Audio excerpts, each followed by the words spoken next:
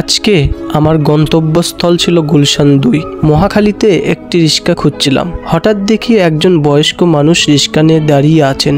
বয়সের কারণে মনে হয় অনেকে উঠতে চায় না। আমি গিয়ে বললাম, আপনি কি গুলশান 2-এ যাবেন? কিন্তু খেয়াল করলাম উনি ঠিকমতো শুনতেই পাচ্ছেন না। তাও রওনা দিলাম। ভাড়া আগে থেকেই ঠিক করে দিলাম যেন উনি চিন্তা না করেন। যেখানে আধা ঘন্টার রাস্তা উনি চালালেন প্রায় 1 ঘন্টা সময় নিয়ে। কারণ ক্লান্ত শরীর, বয়স্ক মানুষ। কৌতূহলবশত পথে জিজ্ঞেস করলাম, চাচা আপনার ছেলে মেয়ে নেই? চাচা হেসে বললেন, সবাই বড় হয়ে গেছে, বিয়ে হয়ে গেছে, এখন বুড়ো বুড়ি নিজের রাস্তা নিজেই দেখতে হয়, তাই এই বয়সেও রিক্সা চালায়। জানলাম ওনার নাম আবুল কালাম। তবুও মুখে এক ধরনের হাসি। সত্যি বলতে মনটা খুব খারাপ হয়ে গেল। আমার সামর্থ্য অনুযায়ী তাকে ভাড়া দিয়ে দিলাম এবং বললাম, চাচা আপনি নিজের খেয়াল রাখবেন।